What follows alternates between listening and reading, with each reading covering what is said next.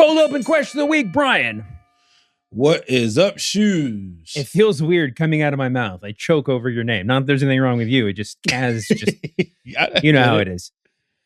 All right, 5 years ago yesterday, AEW had its infamous exploding barbed wire death match.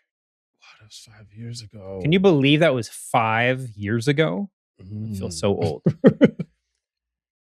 If WrestleMania, since it's coming up right now, was going to have a exploding barbed wire death match, who would you want to see in that match? Oh, who would I want to see? I mean, the Wyatt Six. Oh, yeah. I think I want to see the Wyatt Six. That's a wild call. Okay, I'm not against it. Yeah. It's interesting that like Bo, I mean, Uncle Howdy, whoever does sort of like he's got such a gimmick, but he also just kind of needs a gimmick. Like what? Like why do we care to watch him in the ring? And maybe if he was the dude who was constantly bleeding from like weird like bicep cuts, that that would be kind of a good deal for him. Yeah, I could totally see that. I don't know. I'm trying to think of who else, like who I would want to see in a death match. Besides, like, well, 1 year ago was the Hollywood ending match, if you can believe it's been that long, which featured, of course, Mariah May. You may know her by another name now. I would choose her, and a million times out of a million. God, who else? Maybe. I wish Actually. Oh my God! Congratulations to her, by the way. We gotta talk about the NXT show, which was pretty fun. We got a lot to talk about, but guess what? Kaz isn't here. We're doing a mailbag. Let's start the show.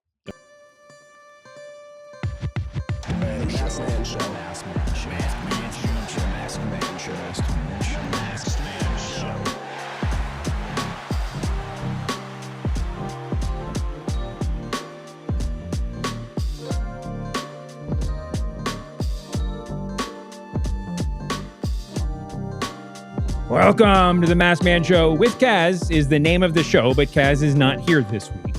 We got a very special interview with Swerve Strickland coming up later on. But first, super producer Brian H. Waters, how you doing, man? I'm good. We had Vengeance Day on Saturday, which is a good show. Revolution, AEW Revolution's coming up this weekend. But we just decided, why not? Bill's been doing mailbags left and right. Kaz isn't here. Let's just do a mailbag. Let's just have some fun. We'll get some Raw talk in there. There's some Collision talk to be had. Obviously NXT stuff, but let's just start the show with a bang. Ask me your favorite question that we received.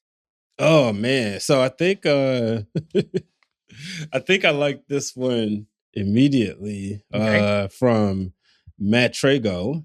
Matrago, I hope I said that right, on Instagram, and if you could build the perfect wrestler, how would you build him and her? And they want both a male and female, and choose one. In-ring ability, mic skills, stature, physical look, and finisher or signature moves. Wow.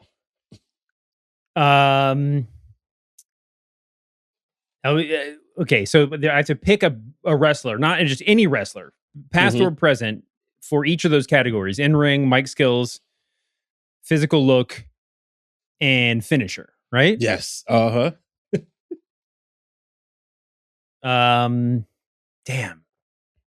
It's funny, I was going to joke that I would just pick Hogan's in-ring, Hogan's mic skills, Hogan's Hogan's stature, and Hogan's finisher.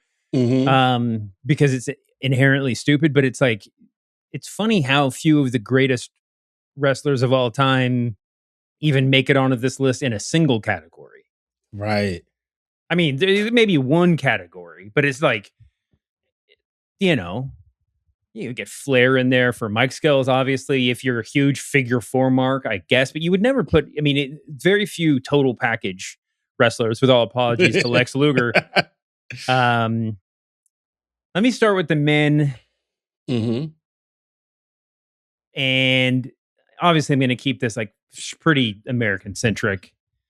Just for this, just full disclaimer there. Okay. in-ring ability. Mm-hmm. But just for the record, I mean, I'm going to be realistic here too. Like, I'm not going to pick like right. Like Viscera with the 450 springboard or something like that, you know, like exactly. that would be awesome. He would headline WrestleMania, but no. Okay. It really does. Oh, anyway, let's just start the thing. In-ring ability. Okay, who are the obvious people that we go to here? Sean, Perfect, Danielson, pre-knee injuries, Steve Austin. These are just my favorites. Some of them are obviously like everyone's favorites, but I'm not trying to like speak for anyone else here. Eddie. Okay. God, who else? Rick Rude maybe is Rick like Rude's a good one. Terry Funk. I mean, Terry Funk is probably my answer. Okay. Because I don't think anybody combined. We're talking about death matches. I don't think even prior to the death match, I don't think anybody combined realism and the real urgency of what pro wrestling is, like responding to the crowd, like telling the story that he did. I mean, he was really, really amazing. I mean, it's hard not to say HBK. And I mean, I think if Austin had stayed healthy, he might be the answer. He could do so much so well. He had the basics. I mean, obviously, he was down to just being a brawler by his peak, because he gotten hurt so many times. But some of that was because he knew what the exactly what worked. Yep. You know, I grew up watching Jerry Lawler, who like the reason he could still wrestle at like 70 or whatever is because like his repertoire was like punches. You know, like kept it simple. Like a backdrop was a special move, you know, and then you know, we'll get to finisher later. But like when you keep everything, I mean, look, this is the logic behind you know, I mean, I was going to say NWA, but like various territories having no over the top rope rules. If you keep things super simple and grounded, then like a pile driver seems like a nuclear bomb, right? Yep. So yeah, but I think I would probably go with Funk. He could do absolutely everything. I mean, but so I think, I mean, Guerrero is really hard too. Who like in-ring story? Like, does Guerrero's like in-ring comedy count in this category? I mean, I guess that would fall under promo skills. No. But I mean, like the cheating matches. Well, we would throw that under signature moves. Maybe. Nah, it's got to be in-ring ability. I don't know. So maybe it's Eddie. Maybe it's Eddie. I don't know. That's too tough. Let me get to the other ones, and I'll circle back to this one. Okay. It's funny. I got to tell you about this character I built. I was gonna say this is exactly like 2K. You really, like, I could pick the best in the world. I could just Google best wrestling talkers, best wrestling finishers, and tell you what the list was. But like, you got to on some level be honest with yourself about the guy you're going to build in 2K, right? I mean, I guess all the gamers out there like don't have to think that hard. They've made him. But who was the guy that you made? Yeah, I want people to share theirs with us. I made this guy named Kerry Jackson. And his homage to Kerry Von Erich. The story is that he grew up in Dallas. Black guy grew up in Dallas. He learned about the Von Erichs, paid homage to him, and now he's in his journey to the WWE. Oh, that's awesome! That's awesome. I want to see that guy fight. That's fantastic. Yeah, I'm going to send a screenshot of video. It's weird. There's not a lot of like Von Erich inspired wrestlers. There are people that did tours in world class. Right? Yeah. But like, I don't know. I guess David was kind of a workman-like wrestler, although he had a lot of flair to it. No pun intended. I mean, in that day, it was like, who can do the same things as everybody else and get the crowd out of their chairs while doing it? You know, like it was a pretty simple formula. But like Kevin was the real, like, interesting wrestler. Right. But even Kerry, for as big as he was, like, you think there'd be somebody who would just claim Kerry Von Erich as an influence, claim Kevin Von Erich as an influence. Exactly. Like, and this is the thing, you know, when the Iron Claw came out, you know, they was doing a media tour, we got to talk to them. You know, this is the fun part for me, was to pick you and my uncle's brains about what it was like watching all of that in real time. Well, I mean, obviously it was nuts. But I think that's part of the thing. It's nuts. Like when even people like Austin, like who, like the guys who grew up in Texas that like maybe went to the Sportatorium or were super aware of it, I think of the Von Erichs as more of like a moment in time. It's like the wave of hype that came with them. Like the most impressive thing Kerry Von Erich ever did was like walk through the crowd and have people draping themselves on him. You know what I mean? Like that's what you think of, or that's what I think of when I think of Kerry Von Erich. I mean, that in this cage match with Flair, but like, but yeah, I mean, it was just such a big moment. That's awesome though. I definitely want to see your wrestler. Somebody just bring back. Can we just like license the Von Erich name? Just have a new. There was already one fake Von Erich. They're all fake Von Erichs for the record. None of them had the last name Von Erich, but like, you know, kind of like just somebody just roll in, just be like. I mean, I know there's still Von Erichs wrestling, the younger Von Erichs, but I would just love some. You know who was great was Haas Funk. Do you remember Haas Funk? No. Do you have any idea who this is? No. When the Funks were in WWF, it was just like I forgot who played him. It was just a masked wrestler who was not a Funk, who just wrestled as Haas Funk. There was also like the masked Freebird, but that's not like a family. But I love the idea of like a masked wrestler just rolling in, just being like, "I'm awesome, Von Erich," you know, and like has the discus punch and the iron claw, but can like, you know, doesn't wear shoes and jumps off the top rope and has a yellow rose on his jacket. This is I'm going way too far. Okay, next category. Okay, Mike Skills. Mike Skills. Yep. Not putting a Von Erich in this category. Mike Skills is the easiest one. I mean, there's a million you could choose from, but like my favorites are I think pretty unequivocal. I mean, Dusty's the answer. But I mean, Dusty's the answer. If I want to pick someone if I want to pick runners up, it would be Piper, Lawler. And I say this every time, but like I'm not talking about color commentator Jerry the King Lawler. I'm just talking about like Memphis Lawler. That dude could like get on the microphone just like Dusty and Flair and just like hold down 20 minutes of TV, just running his mouth. And he was, as a babyface or a heel, he was great. Jake Roberts, talking about world class. It's just like Iceman King Parsons always held my attention. Like that was one of my most like amazing real life like meets when I was down doing a Lawler story and like just randomly ran into, not randomly, he was there for the show, but like met Iceman King Parsons and didn't know who he was because he's like 5 foot even. Like, and I was like, what? Like, how are you, Iceman King Parsons? You're supposed to be 6 feet tall. But I was just like, Jesus Christ, you're one of my favorites of all time. And he was like, oh man, that means something. He's so nice. Anyway, yeah, it's Dusty Rhodes. It's just Dusty Rhodes. Yeah. Go back. I mean, the Hard Times promo, the Cold Blooded Sausage Maker promo, like all these things are like so much of a given that I think they've lost a little bit of their luster. Like go back and and also just the fact that we only know them as like epic promos. It's like you're already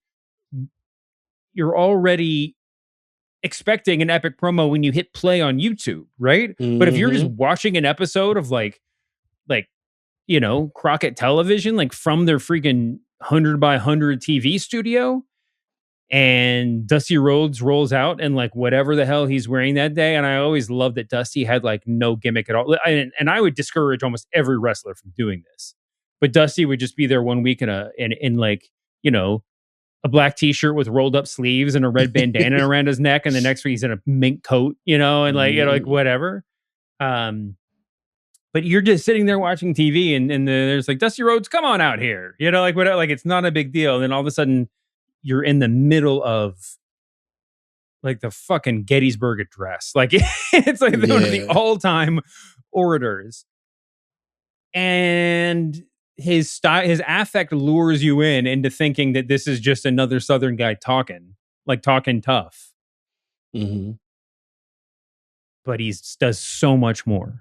Yeah. He does so much more. Go back and watch the Hard Times promo. I do it like once a month. And when I hit play, I usually watch it like 5 times in a row. Okay. It's nuts. It is so good. It's so good. He's self-aware, right? I mean, we laugh about the line, but he's self-aware enough to you know, like to say, you know, my tummy's a little too big. My booty's, what does he say? My what does he call his? My hiney is a little too big.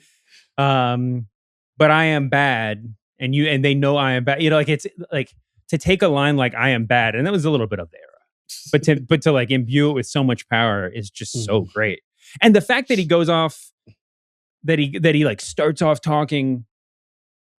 I mean, it's a very of all of his promos, it's pretty pointed. But he starts off, but it's a regular promo, and then he like halfway through, 2/3 the way through, it's church. He's like talking about reaching his hands out through the TV screen and like joining hands with all the people watching. And he's paying homage to Jim Crockett, the senior, the recently passed away guy. And he does it in such a way that it's not even like you have to like the first time you hear it, you're like, what is he talking about? And then you realize what he's doing. I mean, it's just crazy. And listen, like we have politicians who are paid to do this. I mean, this is their job in life, who don't get as close to the point as Dusty Rhodes gets in like the hard times, part of the hard times promo. You know what I mean? Exactly. I mean, it's more relevant now than ever, right? A computer took your job. You know, like like you know, that it's crazy. But my favorite thing, and this is real degree of difficulty thing, go back and watch like the sausage. I think it's the cold-blooded sausage maker promo I'm thinking of. Shout out Teal Runnels, who name checked as the recipient of that story. But that in Crockett, they always had to they always had to like do like set up all the house shows for like the next month or whatever, and every promo that they cut. Like in WWE, they would do all those super quick cut a video like you know, when they're like coming to your town this weekend or whatever, and they would just do like the 10-second like demolition when I see you in St. Louis, like whatever. But like on Crockett, it was like basically live to tape, so they had to just do all these different feuds that they had going on at the same time. And Dusty somehow was the only one that could pull this off smoothly. I'm going on way too long about Dusty fucking Rhodes, but he would just be like, he would cut like 20 minutes, not that long. He would cut like a 5-minute promo on Ric Flair. And then like 2/3 of the way, and he'd be like, and let me just tell you something, Barbarian, you know, and you're like, why? I don't even know. But like, it's because he's got a house show coming up against this guy, you know? And he's just like, he like links them all together. There's like, literally, he name checks 5 dudes in that promo all in a row, you know, you Volkoffs, you know, like whatever. And it's just unbelievable. Like he was so good. I mean, it was so good. So good. So that's it. So he's the answer. But you know, there's a lot of, listen, if you want to go, depending on your creative character, sure, you want to go Jake Roberts because you got a little bit of a gothy thing going on. Okay, that's fine. You know, like Punk, CM Punk of current guys is undeniably the best, but he's not like in a vacuum. And I mean, I'm the hugest Punk fan in the world. In a vacuum, like he's not. I would never pick his style for my creator wrestler, right? Right. he's just a little bit too like a regular guy, like average Joe in terms of his intonation and everything like that. But if that's the sort of character you're building, like Punk is absolutely the best. And by the way, great time to talk about Punk after he murdered Sika last week.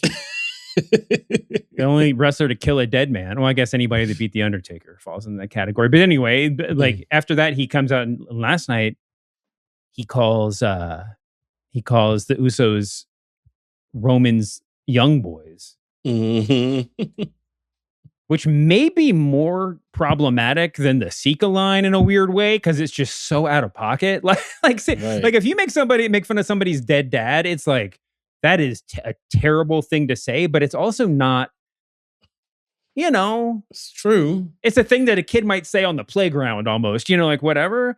Like just calling to like current Hall of Fame, you know, future Hall of Famers, current active like legends, young boys to somebody else is just so demeaning. And to do it to their face too, like, you know, you're getting punched in the face. You're lucky you only got punched in the face. Right. And then, I don't know if you saw this, but somebody on social media had a clip of, I don't think it was from the broadcast, maybe it was, but there was video of Punk walking back to the back with the smuggest look on his face. Oh. Do we have any questions about Punk coming up? Because I can save some of this, but I guess here's a question for you. Is Punk, I'm not talking about in kayfabe, whatever else. Does Phil Brooks think that he's working heel right now? It's, you know, it feels like it. He looks like the look on his face when he left the ring made me think so. It's interesting because if he really leaned into being a babyface, I'm here every week. I tried to leave this business, but like these fans wouldn't let me, you know, like whatever. I think he would end up getting way more cheers at WrestleMania. It almost seems like he's leaning into the heel to see what happens, just to sort of light the fire a little bit. Right. It's not like Roman Reigns, but Roman Reigns just sort of like inherently plays a heel. He's a baby face, like he's on the baby face like column on the roster, but he's not. Yeah, he hasn't changed. He hasn't changed, right? So like, I mean, I don't. It's not like he would get any shortage of cheers at WrestleMania, but like, come on, like, cult of personality hits. Yeah. So we should add a theme song category to this list we're working on. Anyway, okay. This will be the most controversial category: stature, physical look. Mm-hmm. I, as stated, grew up watching Memphis wrestling. I like a little bit more meat on the bone than I think some would. I certainly like a little bit more meat on the bone than like 10-year-old David Shoemaker liked. Okay. I've said it many times, but like the more abs you had, the more I loved you when I was a kid. It was a little bit more unusual then. But like the Warrior, that Survivor Series team with Warrior, Carey, and the Road Warriors was the greatest thing that ever happened in my mind. Like I thought those guys were so cool. That said, it's not gonna be the direction I'm going in this. Okay. This was hard for me to think of. Mm-hmm. It's important to me also in the creative wrestler sphere that I don't want a giant. I don't want a little guy. I want a substantial person who like looks like they could actually get hurt, or that could successfully play Ricky Morton a little bit in the ring when the match called for it. You know, I don't need, like, I'm not going to pick Batista because like it just looks implausible for him to get beat up, you know, like whatever. I want somebody who can like convincingly sell. So all that said, now I'm like second guessing everything that I said. Early Savage. He was considered small. Austin, weirdly, also like peak Steve Austin is like exactly where I would go. Mr. Perfect, I thought was always great.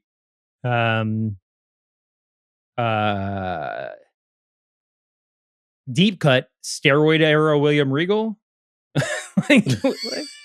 like when he was a little bit thinner and just sort of more proportional. You know, I mean, it's not like I disagree with having like big jacked guys. Like I would be totally happy with Scott Hall. Ken Shamrock of all the super jack guys is like my platonic ideal of like what the male form should look like in the wrestling ring, probably. He's also agile too. You know, he used to hit the hurricane when he needed. I mean, he was absolutely sick. Part of the reason he succeeded, I mean, Ken Shamrock walked in the ring a legend. I think is that he just looked exactly right. You know, he wasn't like some of these dudes that come in from elsewhere and have to bulk up in certain ways or like convince you. I think if he was in the era before, the era after, he'd have been the WWE champion. I think he was dead square in the wrong era.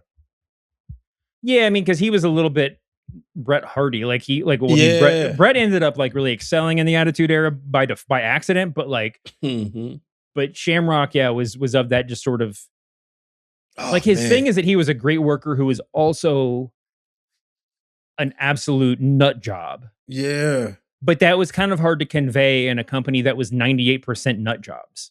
You know, like how vicious is Ken Shamrock when he's standing next to Mankind?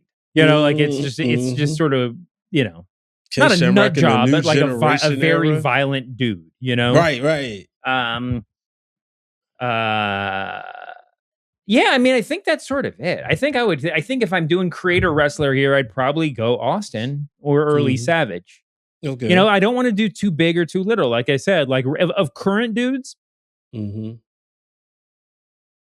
I'd probably go Swerve or Rollins. And those are probably also the two dudes who those might be my two top picks for like total package current guys. If like the person I would pick, you know? Right. Or like the whatever. I don't even know how creative wrestler works, but like if you have to start on with the frame of somebody, like you were saying, like those are probably the two I would go to first. Yeah. What about little Trick Williams or Randy Orton? Too jacked to me. Okay. too big, I mean, early Randy Orton, I probably would have said he's going to, I mean, I thought he was awesome. And I probably would have said that'll be the guy when he puts on a little mass.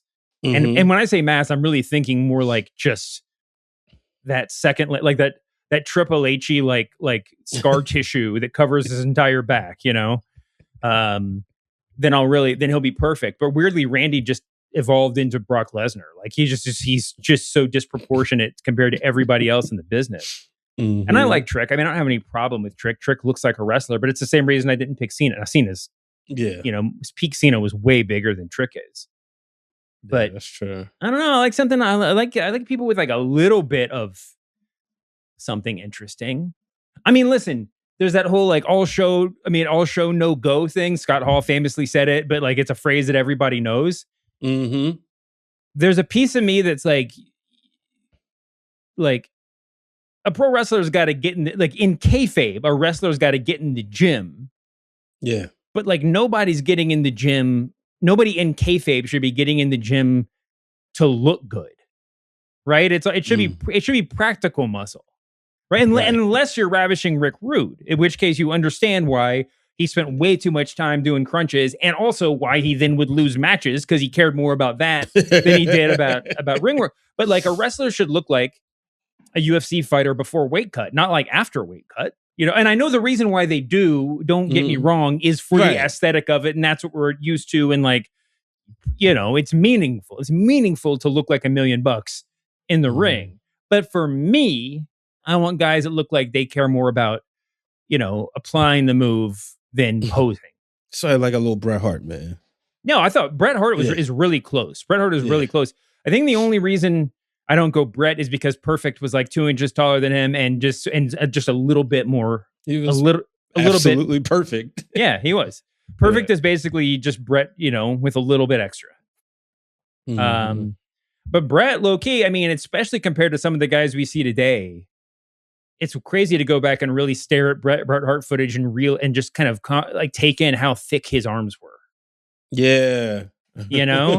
Yep. He wore the straps and you almost think like they was trying to hide something. And then you see him in like the just jeans or whatever. And you're like, nope, he was like perfect physical specimen. So yeah, I mean, I have no objection to Bret Hart. Although even in the modern era, I might go an inch or two taller than Bret. This is we're really in the weeds now. I don't, but like, I love Swerve with the weight gain. Yeah, me too. Because I love just sort of, I mean, I love that AEW leans into that, right? That like he's added mass, it's for a reason. And obviously they're part of the broader professional wrestling world. And so they can lean, and so they can, like, we understand that like all of these dudes like Kenny Omega and Ospreay, they came from Japan, like actually like climbed weight classes. And there was a point in their career where they were like, I'm doing great. Now I'm going to go home. I'm going to take a couple months off and put on 30 pounds, right. And like, there's something deeply cool about that to me. And those guys are, I like that. I like I don't like the all gas. I don't like the fake weight. I don't like just purely like, water weight. There's something primal about it. This is the dumbest conversation. There is something primal about water weight. There's something primal about the muscles bursting out of you, that you're just like, yes, that's what I want. But like, I also want them to look like, dude has a steak after the match. I like old school builds too. There's old school guys with bigger arms. A lot of times, I mean, I speak as a very skinny armed fellow. The old school guys sometimes had skinnier arms. It probably wouldn't work today. But like, honestly, I would take like Dick the Bruiser or the Crusher over like most dudes who have six packs, like that. Yeah. Like that's, I mean, I grew up watching Memphis. Who are the best? I mean, Austin Idol was skinny, was little and jacked to the gills. But he was pretty good. Okay. Jimmy Valiant is a really good one. I mean, he ended up putting on a good bit of weight towards the end, but like, I always loved his look. I mean, and Lawler always had the belly. But he was kind of proportional, and like it always seemed to work. It never seemed like he was like out of shape or anything. I mean, Terry Funk's another one that was always in just like exactly the right body for what he was doing, Yeah. So Terry Funk is really like the greatest of all time. I find it hard to say otherwise. I didn't mention Flair now that I'm having this conversation, specifically when we were talking about promos. Obviously, he's up there. Mm-hmm. I mean, way, way, way, way, way up there. Who are the other like legends of promos? Flair. I mean, you could say Hogan. Spent a lot of time with Hogan recently. Funk. Jake, I mentioned. Yeah, Jake was freaking incredible. I don't know. I mean, it seemed like everybody could just do it back then. Oh yeah, it's true. That's definitely true. Bobby. I mean, shoot, Rick Rude was entertaining. Yeah. And I thought him and Bobby, I know Bobby said in his book that Rude felt like he took some of his heat, but he was like, he added heat to him. Mm-hmm. So. That's true. I mean, Bobby was just such an outsized figure in WWE. Mm-hmm. But Freddie Blassie is, I mean, as a kid, I didn't really love Freddie Blassie, not just because he was a heel. Like, I just preferred Bobby the Brain Heenan when he came along, or like whatever. There's like other managers I liked. But but Blassie as a wrestler was one of the greatest talkers of all time. And Blassie as a wrestler was the absolute best talk people into the arena guy in the world, working out in California. And that's why he was such a successful manager. That's why he was Muhammad Ali's manager in Japan. That's why, I mean, like, he was a huge influence on Ali, anyway. Yeah. I could talk about this all day. Last category. We're just doing men today. I'd love to do women, or I'll try to like figure out the women and just give my final answers at the end of the show. But I can't, this is going to take too long if we do. Okay. Last category, finisher. This actually may be my most controversial one. Okay. What's your favorite finisher, by the way? It changes all the time. But honestly, I think of like, what do I like just doing with my kids? Throwing that pedigree.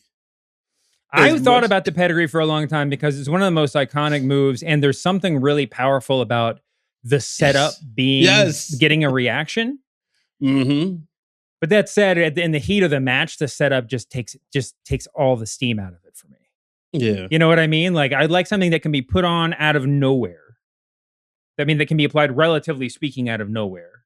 That doesn't need a huge setup. That doesn't need a lot of contrivance. You don't need to put your opponent on the top rope or move them to a certain place in the ring. You don't have to drape them over the middle rope or like have them go outside the ring and try to come back in the right way so that you can, DDT them or like what, like it can't be overly complicated. So it has to be like vaguely realistic too, like a move that you can actually do to somebody, not something where it's like they have to be obviously jumping to make the thing work. Yeah.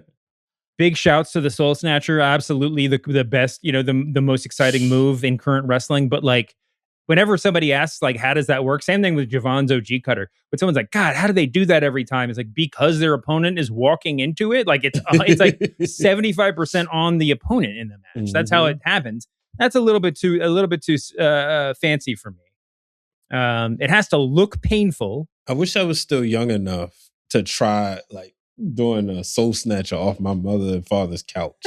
I'm way too big for that now. Someone's gonna get hurt. Yeah.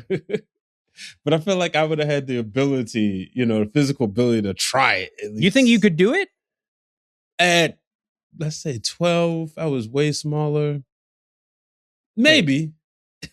Off the couch? Hold on. All right, maybe the top of the couch. I was talking to my 7-year-old the other day about doing a flip. Uh-huh. And he's like super earnest. He's 7 years old. But he's like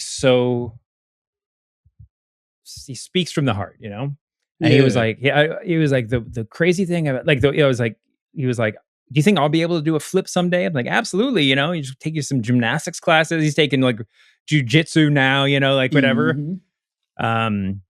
And I was like, yeah. He was like, he's like, it's so strange. It's like, I know how to do a flip and I think I can do a flip, but then when I try to do it, my body won't let me do it.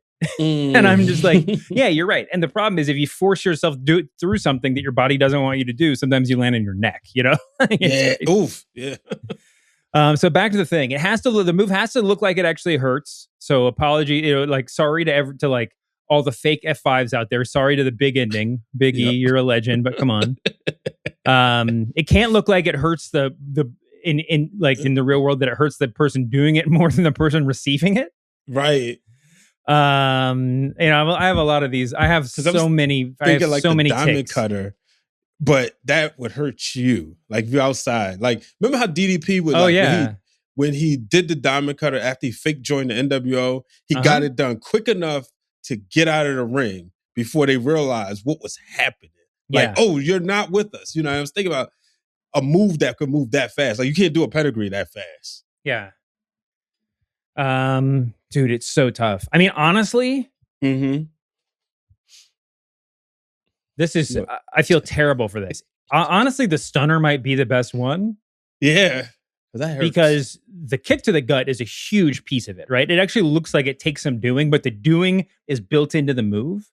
It can be done anywhere at any point in the match. There's no avalanche version of it, which I'm not sure is a net negative. In the modern wrestling, it's cool to be able to do your special move off the second or third rope, but that's not really part of my calculus. Also, it can be logically defended. I love special move reversals and stuff like that, but it's like, as a kid, you're like, why doesn't he just start out with the diamond cutter or with the RKO, like whatever? And with the stunner, you're like, well, because he's defending his midsection right now. He's not tired enough yet.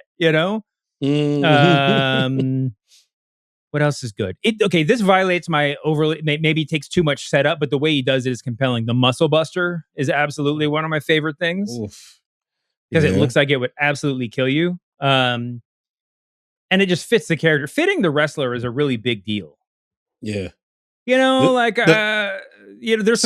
some popular basic moves that I would definitely not kick out of bed. The rock bottom, I think, is very good. Again, if you're big enough to pull it off. Who's going to say no to a good power bomb? Oh, I love good power bomb. I prefer a Blue Thunder bomb or like a Batista bomb, a sit out sort of thing.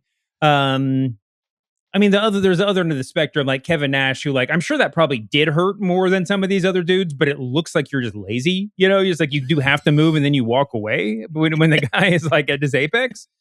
Well, like if they 7 foot above, a power bomb. I know, but just sell it. Like actually, like throw the, like Sid did a great power bomb. Like Sid looked like he was like putting you through the floor, even though he didn't sit down. I love a good sleeper hold. Is whatever. Like especially if that's part of the gimmick, like you can kill a dude. $1 Million Dream, I think, is weirdly. It's odd they've never gone back to that since the Ringmaster, or I guess did. I was going to say, did LA Knight do it? Or Max Dupree? I don't think so. He should have. That would be a great move for him. If Ted Jr. did he must have done one. Yeah. But that I love that. I always love that move. I think you need a conventional submission move in your repertoire. And what's cool about the sleeper hold is all the possibilities that it creates. There's a reason why it was as big of a move as it was in our childhoods. It's because you can get it standing up, but the guy can also, but the getting out of it becomes just as much the story. Now you do all these ground-based submissions, which are cool, but but there's only one way to get out. If you figure out the second way to get out, it's like a WrestleMania high spot. It's like oh my God, he's reversed it into the thing. We've never seen that before. The sleeper hold was like deadly, but also you could like run into the corner and hit the guy's head on the top turnbuckle. You could like do a jawbreaker on him by dropping to your butt. You could there was like so many things. That's what my sister used to do. Oh, well, that's the real way to do it. We all kids who grew up wrestling in the 80s and 90s know that. The one move that I loved as a kid that absolutely got killed by reality is the full Nelson. Because I love the strong dudes. As I said, all my favorite dudes were like the Phil Nelson dudes. When they had the Hercules versus who did the Phil Nelson showdown? Hercules versus Billy Jack Haynes. Like those guys were both like, I loved both of those guys. Like it was absolutely great. But like the first time somebody puts you in a Phil Nelson in real life, it hurts like hell. First of all, it's legit, right? If you really crank it. But all you have to do is just punch the dude's knuckles. Like everybody has the flexibility to just punch. They're like you're punching towards your own shoulders, right? You just punch and punch and punch, and the person's just like, "Ow, stop!" and they let go. Like it's not. Maybe if you're like 280 pounds of muscle, you can't bend like that. Maybe that's the thing, right? But yeah. Anyway, There's like so many spinning back fist too. Like Eddie. I was gonna say spinning back fist is fine, a little bit too. I feel like it's cool in MMA. Wrestling deserves a little bit more. I love the spinning elbow. I love all of the running knee, like the Kenny Omega. I mean, all those all the moves, all of those like hidden blade type moves that Omega and Ospreay and Swerve do are really cool. But it sort of depends on the person. And also, I'm not spending my one pick of my favorite, the best finishing move on a running flying knee. Right. So for the same reason, I'm not picking a lariat, which like done right by the right person is just the best wrestling move of all time. That's where you put in your move set, but not as your finisher. So yeah, it's your setup or whatever, your for character, sure. Yep, your setup move, and you use that. But yeah, so I mean, the stunner is weird. It's weird because the RKO is such a more popular move. Is this the only question we're going to answer on today's show? Maybe so. It's weird because the RKO is a more popular move, but part of that is because you really can just run up and do it to somebody. Yep. So maybe it's more practical than the stunner. I don't know. There's just so many cutters now. Yeah, it is. So many cutters now. There's so many. I thought last night that I was halfway tempted last night to write like a actual like 3,000 word deep dive into the sling blade and how that became like the most common move in professional wrestling. Right. Who invented the sling blade? Do we know the answer to this? Somebody knows the answer to this. Yeah. It wasn't Finn, but he was the first guy I remember doing it on the regular. I mean, it might have been. I don't know. But there's the sling blade, the cutter, the destroyer, just like everybody does. Even Spanish Fly. It's like, come on, like that should be. Tanahashi's credited for it. Oh yeah. Okay, I knew that. We talked about this before. Yeah, that's he named it. Yeah. But yeah, it's I mean, the Spanish Fly should be like. You should only be like every promotion should get to do that once a year at WrestleMania, at their biggest show, at all. You know what I mean? Like that should be the scariest thing anybody's ever seen. And I'm not trying to. I'm not actually mad about this. Years ago, who was it? I think I've said this on this show, but years ago in Cheap Heat, there was a thing where like Steve Austin was, on his podcast said that too many people were using a DDT and it had diminished the move. And I went on a big rant where I was like, you're a dude who uses something called the Luthez press as like a setup, Right. Like, don't talk about how something's being diminished, like that is the evolution of the sport. Yeah. That said, the DDT, I'm so glad there's so many DDTs that are coming back now, although it's weird. There's like multiple champions or multiple like headliners in NXT who were using DDTs. But I loved when Finn did the DDT. I love Andrade's like double arm DDT. Like I love that. That's a great move because it's doable. It makes sense, and it hurts. Again, if you've wrestled as a child, I hope to God nobody actually put that on you and you let him do it because you probably have a flat face right now. Like it's like that move freaking hurts. It's just you put your head on the ground. Right. Pile driver. Shout out to the pile driver too. To me. I don't know. I don't know what my thing is with the pile driver. A pile driver should be like a Spanish Fly. I don't think a pile driver should be illegal or anything like that. I mean, maybe for practical reasons and for shoot, it should be illegal. I don't know. I'm not a wrestler, but like a pile driver, I kind of hope like lives. I mean, in my mind, like, cause everybody can kind of do it, like should live alone as the thing you do to injure somebody after a match. Yeah. You know what I mean? Just thinking about how we felt when Kevin Owens was about to do it. I was like, no. The package pile driver. Well, that's also because the crazy thing about that is him not doing it or him not being allowed to do it. I don't know, but him not doing it in WWE has recreated the mystique of the pile driver. Like just see him set it up. But I guess Penta's kind of doing his little package pile driver thing now. Although he won last night with the Destroyer. Yeah. Right? Am I remembering that correctly? Which is cool. I mean, that's sort of like winning with the Blue Thunder Bomb at this point. He's the best. He probably has the best Destroyer. And certainly one of, if not the most realistic looking Destroyers. Right. Like it's fun. It's fun and entertaining that Dustin Rhodes or fucking Ricky Morton, second name drop in this episode, can do a Destroyer. But like it's like my grandpa can still do pull-ups. You know, like it's not like it's like it doesn't look special except that it's an old guy doing it, right? Or it's a like surprising guy doing it. I might say the same about smaller people too, although Roxanne does a sick destroyer. Yeah, she does.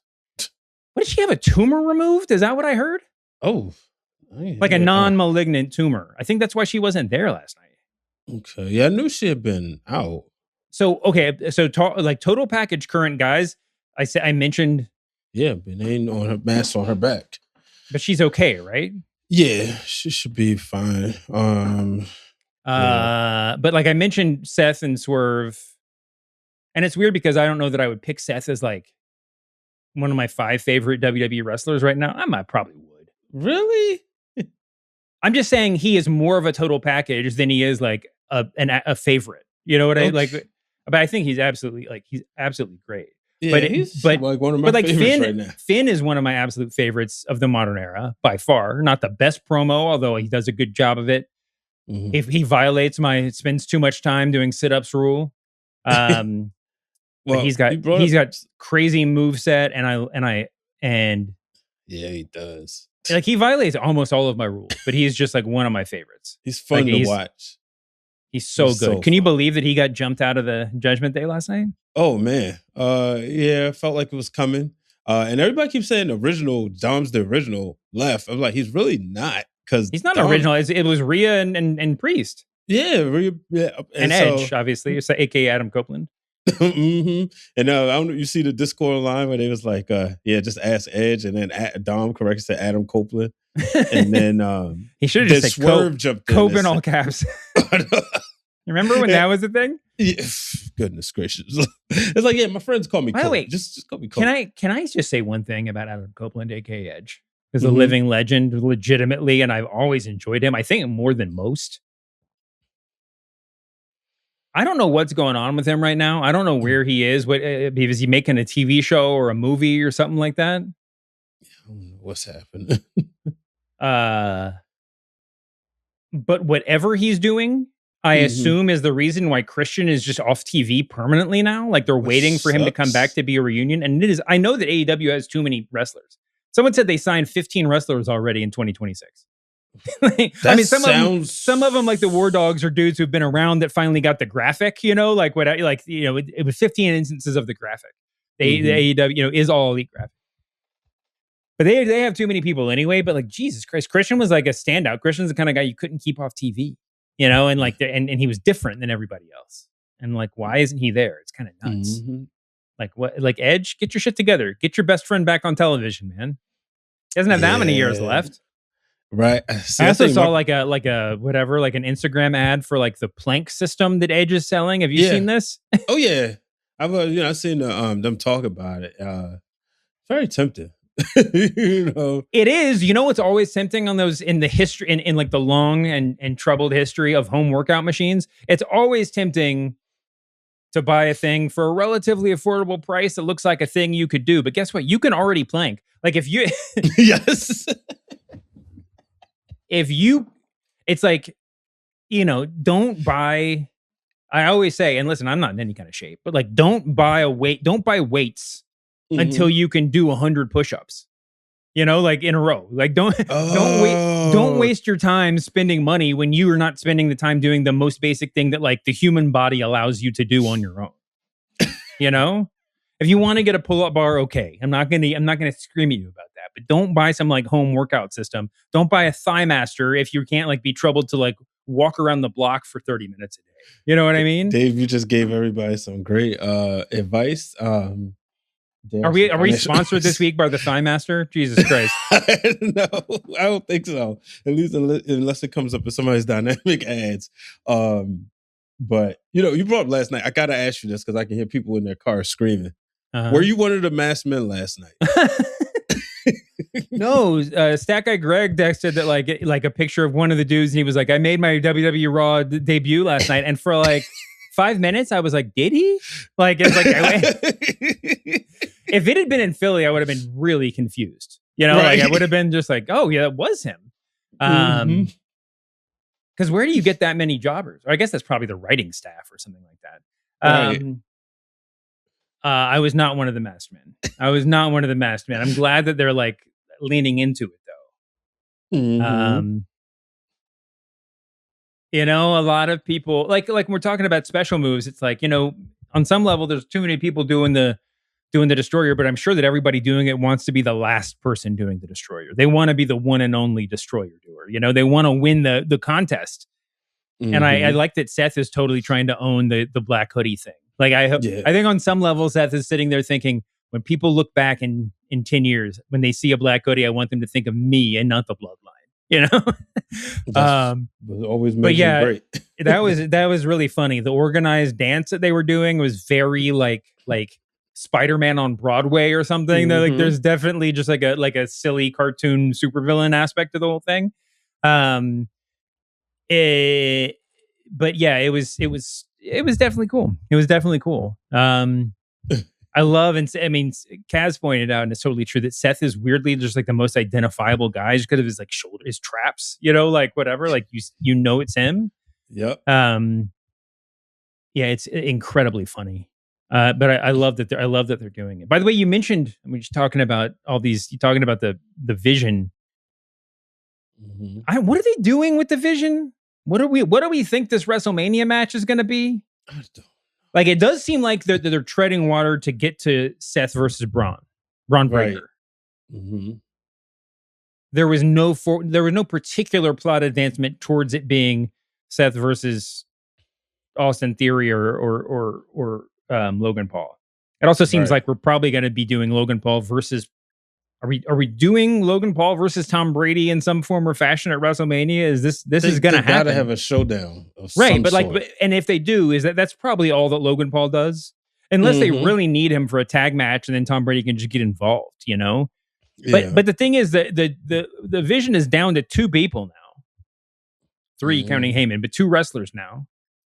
And somehow they're feuding with 4 baby faces. It was like, for the gimmick is for the Vision that the heels have the numbers advantage. The gimmick in all of wrestling history is the heels have the numbers advantage. But somehow we're supposed to be deeply invested in the 2 skinniest guys in the, well, not whatever. I'm not going to insult them, but Logan Paul and Austin fucking Theory facing off against Rollins, LA Knight, and the Usos all at one time. Mm-hmm. Yep. Like, here's the match, Dave. Maybe it's Seth and LA Knight versus the Vision with Tom Brady as a special guest referee. Okay. And then maybe the gimmick is it's them versus the Vision, and at WrestleMania it's like, ha ha ha, Braun Breaker's back, so the Vision's now 3 people. Yeah. So you could pull something like that off. Unless Brady wants to outdo Lawrence Taylor. Tom Brady does not need to get in the wrestling ring, and let me explain why. And be in the main event of WrestleMania. When you're making your creator wrestler, you would never pick Tom Brady because he's too tall and too skinny. You remember how, like, of course, Dennis Rodman was way too skinny to be a wrestler, right? That was kind of his look. But guess what? Like, Karl Malone was also weirdly too skinny to be a wrestler, too tall, and he was oddly shaped to be a wrestler, despite being the most jacked guy in the history of basketball. Right. You don't want to talk. You don't need some like 6'4", 6'5" former athlete, who, by the way, is not a current athlete and has probably lost 20 pounds since he stopped playing. He's obviously like in super good shape.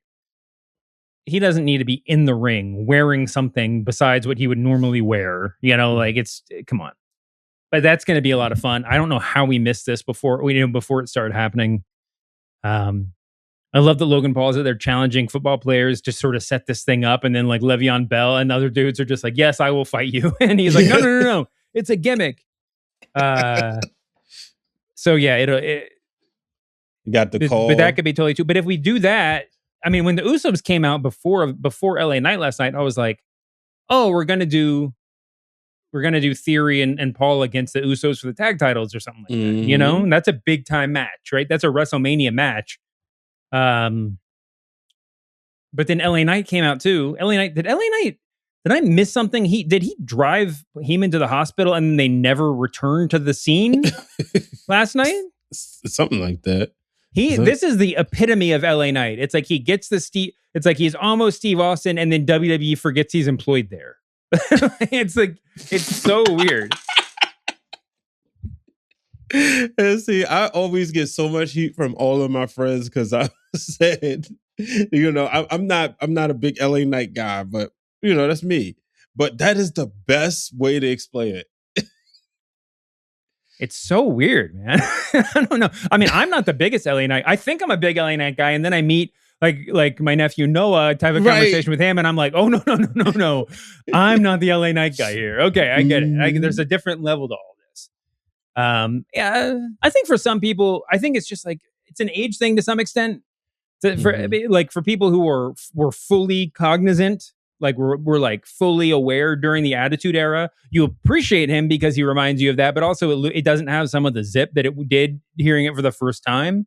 I think for people under the age of 30, even a little bit, even 35 or something like that, like you're kind of seeing it for the first time if you haven't watched a lot of old shit, and it feels breathtaking. Yeah. You know.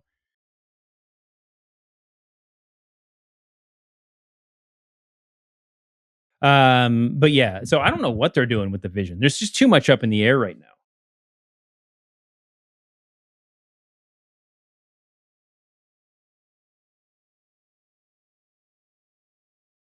One thing I do know is it looks like, I mean, we're pretty definitely getting Obafemi versus Brock Lesnar now. I mean, I know it's been rumored or whatever, but we've set it up enough. There's been enough forward advancement on TV, right? That like with Obafemi just absolutely demolishing Rusev. I mean, it was a competitive match. It made Rusev doesn't come out of it looking bad. Right. Yeah, I thought the same thing. One of my all-time favorite, we spent a lot of time talking about wrestling tropes because of that big question at the beginning.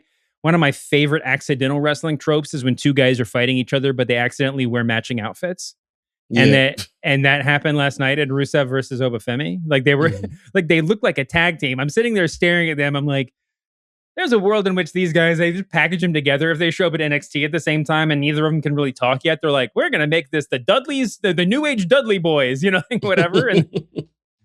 And, but yeah, that, can you just imagine, by the way, just that with like Rusev with the taped glasses and Obafemi, and they're both wearing like the camo or the tie-dye, I guess, depending on what era we're talking about. Right. Anyway, but that match was really fun. I gotta say, despite this being the long rumor and it being a thing that we fantasy booked on this show forever, I'm kind of surprised that Obafemi is getting the Brock Lesnar match. Really? In kayfabe, also, minor quibble, Obafemi's free agency is really unrealistic. Right. Whatever the kayfabe players union is in wrestling is doing a terrible job. You can't let him wrestle without a contract. What if he gets hurt? Like, come on, man. And then who gets the blame if he gets hurt? Like, who does Triple H come down on? Adam Pearce, or he's gonna just sue Adam Pearce or sue WWE or like whatever.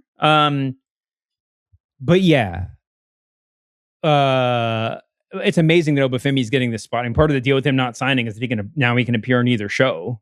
He probably won't actually find where he's going until after WrestleMania, right? Because if he gets into a feud with Brock, it's just he might be on Raw exclusively, but he's not going to have to sign a deal with them, I don't think, unless it's part of Adam Pearce's thing where it's like, you can have this match, but you got to sign this contract, like whatever. But Brock Lesnar is not really tethered to a show either, is he? Nope. So Obafemi will just do that. My bet is Obafemi won't have an official home until the draft, or until when is the draft? Actually, it's a ways off. I was thinking after WrestleMania, but he won't settle anywhere until after Mania. But yeah, I mean that match. So you think if Obafemi wrestles Brock, is Obafemi going to win? Because why have the match otherwise? That would be my guess. I mean, I guess the flip side of that is you're having the match because you have to have a Brock Lesnar match and you want to have an Obafemi match, and it's a spectacle match and it deserves it. And it's a huge it's additive to the WrestleMania card. But you haven't decided on wins or losses, and then maybe Heyman talks you into a Brock Lesnar win on the along the way. But you feel like either one could win. Unlike with Omos, like we wanted that match. Yeah, that felt like we wanted to see the F5. We wanted to see exactly. You wanted to see the F5. That was it. Because Omos also had a lot of work to do at the time. It still does. Also, by the way, going back to finishing moves. In the category of one of the best moves ever, but can only be done by a specific person, the World's Strongest Slam. Oh, yeah. Yeah. Right? It only works because Mark Henry fits it, just physically, like his physical shape. Like he basically just does a splash and it looks like you're dead, like whatever. Yeah, he's knocking all wind out of you. If I do it, it's just okay. Yeah. He do it, it's just you're not getting up.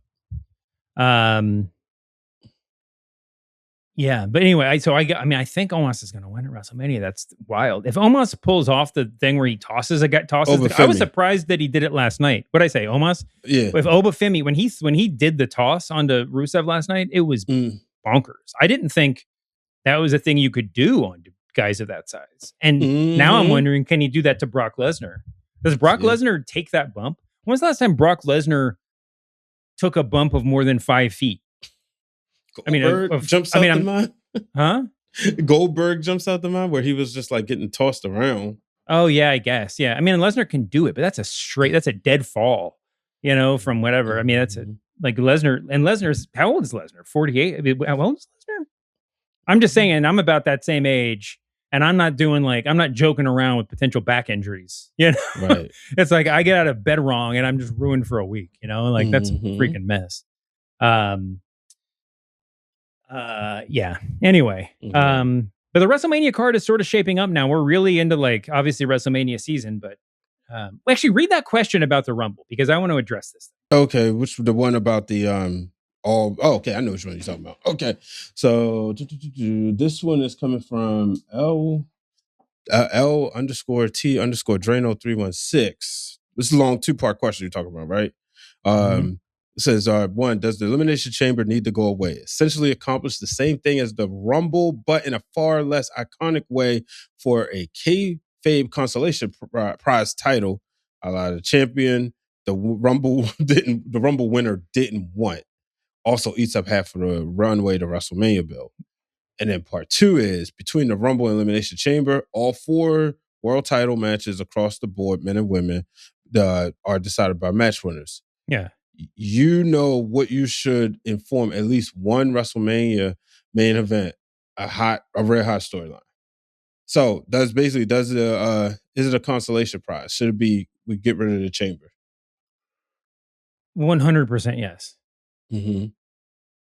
I don't mind the chamber gimmick, but I think the chamber is like Hell in a Cell too, in a certain sense. The chamber should be like for the odd moment that there are 6 people in the title picture. Yes.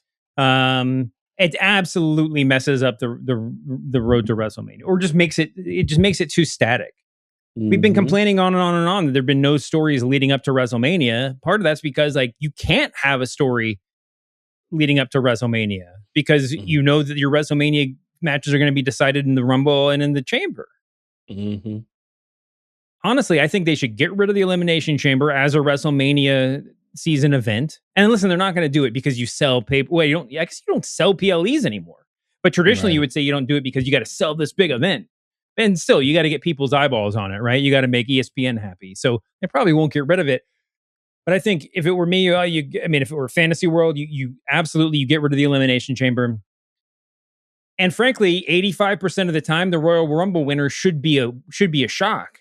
The Royal Rumble should be reserved for the person who's not already in your mind as a WrestleMania main eventer, right? Let Cody Rhodes be the guy who is just, of course, he's going to be the WrestleMania challenger, right? Or let Roman Reigns or CM Punk, whoever your biggest stars are that don't have a belt, they can work their own way into the WrestleMania main event, right? They hopefully with the story that's been bubbling along for some time.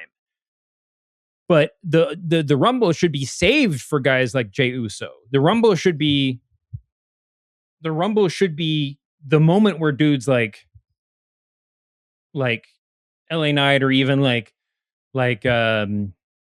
don't even know who a good example is, because I keep trying to say Javon, but he's still a little too green. But an opportunity for someone to really break out and have the story be, this is the shot, the chance of a lifetime. This is my, and let that be an option for stories you can sell. Obviously, you can have the winner be a person with a long-term story attached to it. Like Cody Rhodes, the second time, right? The first time it was a shoehorn. It was basically just a generic Royal Rumble winner that they made matter after the match was announced, like they're doing sort of with Punk Roman now. There was no Rumble. you know, they have a lot of backstory too, but it's just sort of like we set up the match and then we talk about why we hate each other. Then we decide why we hate each other. Yeah, but yeah, it sort of beggars belief. So hold on one second. It sort of beggars belief that like the Royal Rumble is necessary to have a Roman CM Punk match, right?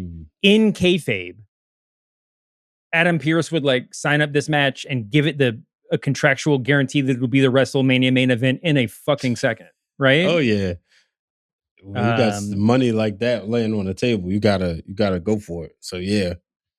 And I mean, and maybe you start doing other things, you know, maybe in certain years there are other kind of pseudo qualifiers, but like this isn't the Olympics, dude. This is, they call it the Super Bowl of wrestling, but like part of the reason why they call it the Super Bowl is that like a year of or 6 months of athletic contests led to this point, you know? WWE should be telling stories that get you to a point where by February, it's like, I know the two guys who I want to see fight champion CM Punk. And I want to see how they get to which one of these guys. You know, not like, I wonder which one of them is going to win the Rumble because in some meta way, it signals that this is WWE's storyline preference. Like, it's just kind of tired, you know? And the Elimination Chamber, again, while I love it, like, given the setup that we have, the Elimination Chamber is fun and exciting. Don't get me wrong. I love to see how the potential storylines weave in and out and all that kind of stuff. But yeah, get rid of it. Get rid of it. Yeah, I would like to see it on other shows. Kind of like you said, like Hell in a Cell, you know, where when you get to a point where you got 6 like an AEW right now. It's like it's MJF and like well, Joe just got hurt, but there was a minute where it was 4 or 5 baby faces who were all circling around him, and it's just like, all right, MJF, you've like pissed off ownership one too many times. We're putting you in the Elimination Chamber. Oh, Dave, remember the tag teams? Remember the women's tag division? Yeah. Let's say December would have been a perfect time. That's what I suggested that. I think that would have been fucking awesome, you know? Because at that, you know, the momentum is kind of shifted now, but at that time it was spot on. You could have done it. You could have did it at the Survivor Series, honestly. Yeah. Yeah. That would have been so fun, man. That would have been really, really great. And now the women's tag team division is, are we just going to do the champs, the Unstoppable Forces versus Charlotte and what's her fucking name? Alexa Bliss. Yeah. Their names, the fake names really mess with my head. Okay. It's hard for me sometimes. I like block names because they're not like real human names, I think, to some extent. The worst of all time, though, is, well, no, it's not the worst, but the funniest one now is Cutler. What's his name in fucking NXT? Cutler James. Cutler James, is that his name? Yeah, Cutler James. Because it's like it is the most name generator name of all time. This is from someone you met. This guy named Ramon. Ring a bell? WWE World. Oh, from the entrance to from the hallway outside WWE World. The dude who did is this Ramon who's like, I'm sorry, did his brother passed away? Yeah. His brother passed away. He said he met you. He thanks you for lending an ear to chat about that. Dude, and, I remember Ramon. I think that if memory serves, I think that I stopped him. Okay. Because he was wearing a belt, or he was wearing I think I was with my wife, and I stopped him for some reason because of whatever shirt he had or something like that. And at some point he realized he knew who I was.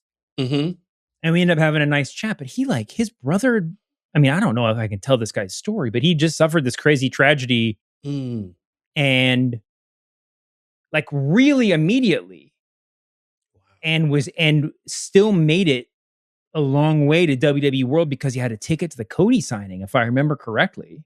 And it was that meaningful to him. Yeah. And I was just like, dude, I mean, he was just such an amazing dude. I don't even know if I talked about it at the time. I think I sort of meant to, but like, I'm glad he reached out. I'm going to reach out to him because he's a real one. Oh, okay. What's his That's question? awesome to hear that. Yeah, he said he mentioned that he mentioned to you that you should write a sequel to Square Circle. And he heard on last week's pod you writing a book about Hogan. So he was just wondering, could you share details? Is it themes to it, and is that or the outright bio? So I just literally turned in the final last night. Lit. Although we've of course we've found a couple of typos. Okay. Yeah, I got back there, edited. I turned in the first draft, and then just sort of worked on it. Had a couple of weeks to deal with copy edits, and ended up rewriting it like 50%. I haven't slept much. Literally, I haven't slept much in the past 3 days because it's just like I work till 4 a.m. Like every single day, and it's been nuts. So basically, the story is this: when I wrote my Hogan obituary. One of the most, it was a tough piece to write, an important piece to write, and whatever else. One of the most profound things I was left with was that's the only time I'm ever going to do that. I've written about Hogan so many times, and that's the last one, and someone who had this incredibly significant impact on my life for good and for bad. And Brian Curtis, my co-host on the Press Box, was just like, why don't you just write a book? You could do it in like a month. Oh, wow. And I was like, I could do it in a month. I'm so full of shit. And anyway, long story short, I ended up just making it happen with the help of a lot of people. And yeah, it's a real book that's hopefully coming out on or next fall. Like around. It takes a long time to make a book. Like from this manuscript is approved to the books exist in bookstores is always takes half a year. Unless you're like, just some incredibly newsy, I got the goods on the big secret about Donald Trump book. They can crank it out faster than that. But that basically like a publishing house gets like one of those a year. It's like, that's their Spanish fly. And they're like, you get to like basically call Barnes and Noble and be like, we have something that's more important than everything you're doing right now. It doesn't happen a lot. But yeah, man, I couldn't figure out how to write the book forever, and just sort of ended up being a bunch of moments. It ends up being a pretty obvious outline for some of them. There's a chapter about Andre, there's a chapter about Savage, there's a chapter about Ultimate Warrior in a straight shot. Wow. You about to take me back through my childhood. I can't wait. Yeah. And listen, it's not the longest book in the world, although it's a full-length book, but there's not enough space to do. I didn't want to do a Hogan biography. Right. So the book is called Why Hulk Hogan Matters. Check it, keep an eye on the subtitle because it's not a love letter. But he's the most important wrestler probably of our lifetimes, and there's a reason why we kind of get up in our feelings about the way he's broken all of our hearts, and everything. So yeah. So yeah, it's a real book coming out from HarperCollins. If for some reason they cancel it, now they can't because I've talked about it on the air. And yeah, so yeah, it's a big thing. So I started working on the book. Oh, and also I don't even know if I'm allowed to say it. There's a Hogan documentary coming out that I did not produce. I was not a part of it, but I did a couple interviews for, or I did a little interview for. And that I already knew I was doing the book, but that was part of my sort of editorial process of like working through all my thoughts. And it's wild though, because I wrote, it's 30,000 words or something like that. I don't know. And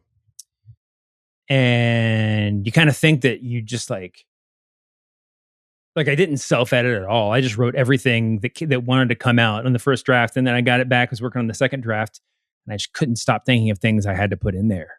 And just literally as we're having this conversation, I'm remembering something that should be in there. I'm like, oh, I forgot to do that one little thing. And I just thought of another one too. So yeah, there's a never-ending amount of stuff that you can write about it. And so yeah, that's the book. So huge congrats to you, man. I'm very excited. You know how I feel about Hulk Hogan. So I'm excited. That he was, during every tag team match with Bruce the Barber Beefcake. He was your second favorite wrestler in there. Oh man, well, not quite. Almost. No, but I like Hogan this much more than Brutus. Is that why you love Brutus? Partly because he's best friends with Hulk Hogan. It's exactly why I love Brutus. Oh, okay. I don't think I ever put that together before. Growing up as a child, like that was the guy who was with Hogan. So I was like, oh, okay, he's cool, and I love this music. Still do. It's probably I think that the best thing I can say about Brutus the Barber Beefcake is he could grow an incredible beard. Dude, when he showed up as the disciple, huh? Not a cool strut. No, obviously I'm being sarcastic, but that guy, that was wild. When he showed up with the beard, it's like some people have a beard now because beards are, a thing now, and they have been for a while. But some people just grew their beard, and you were like, I don't care if beards are popular or not. Like you were born to have a beard. Yep. That man could grow a hell Oh my of gosh, a beard. that was my first masked man heartbreak. Clash of the Champions, and it was him. Me and my sisters watched it, and we were just like, that did not just happen. And I just remember we ran to my mother and told her, Ma, the masked man was Brutus.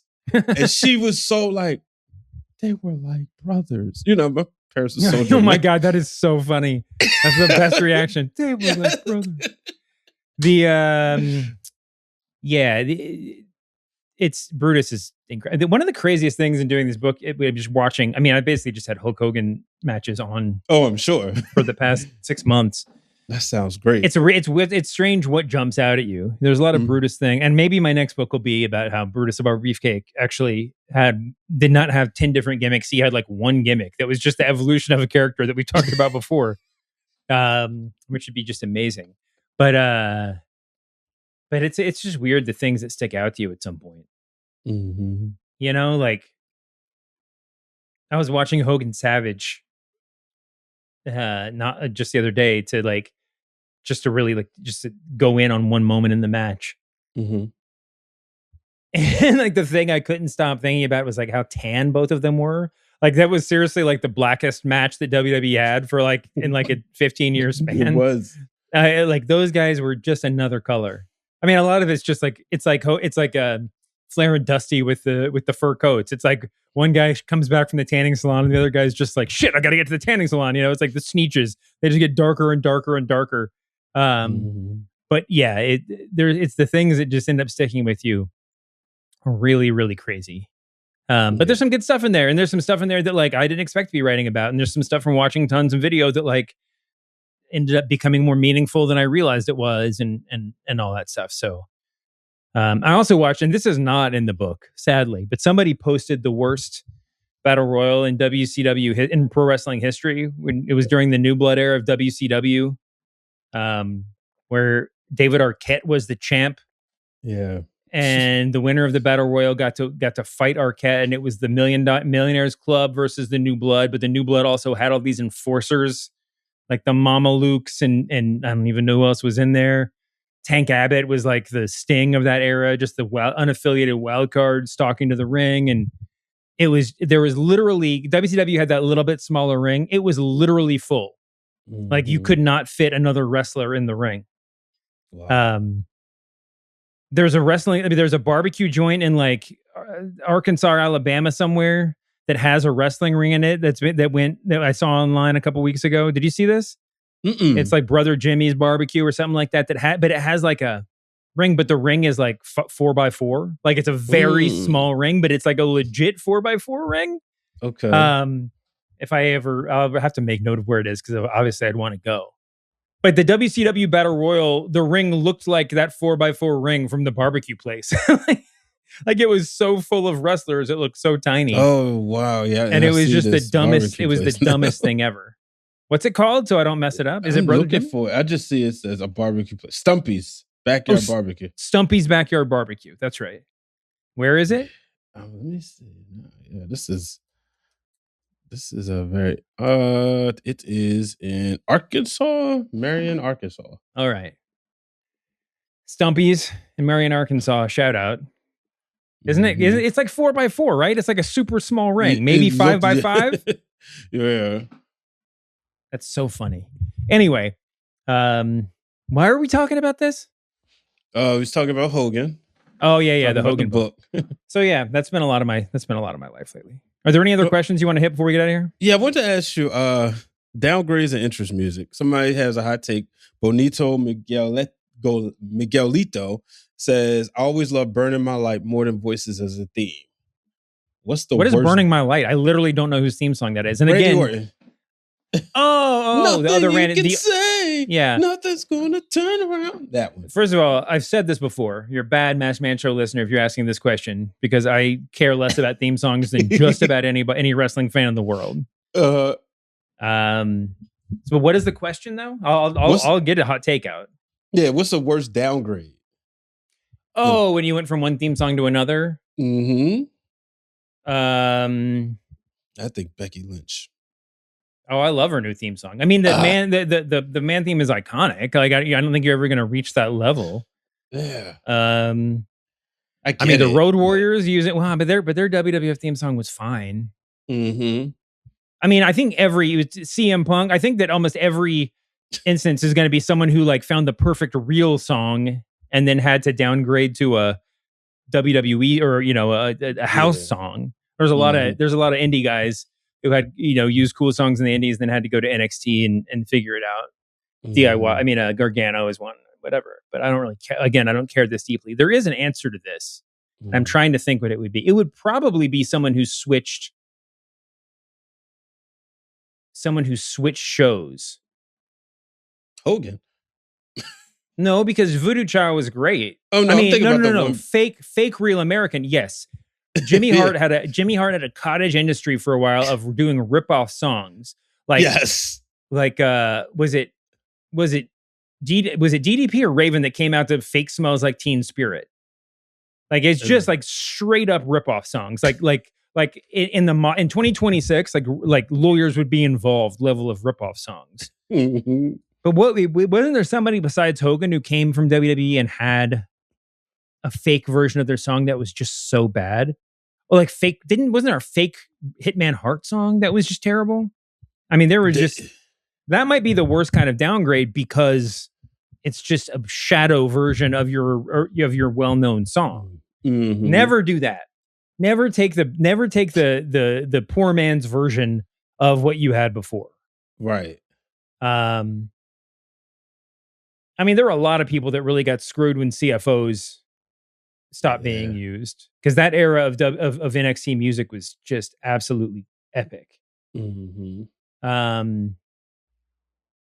mean, I got a nice NXT question when you were ready. When Danielson wasn't using Ride of the Valkyries for a while, I think that was a pretty big. That was a period of a huge downgrade in his early WWE days. Mm-hmm. I'm trying to think if there's someone else. If there's some obvious one. Is there an obvious one?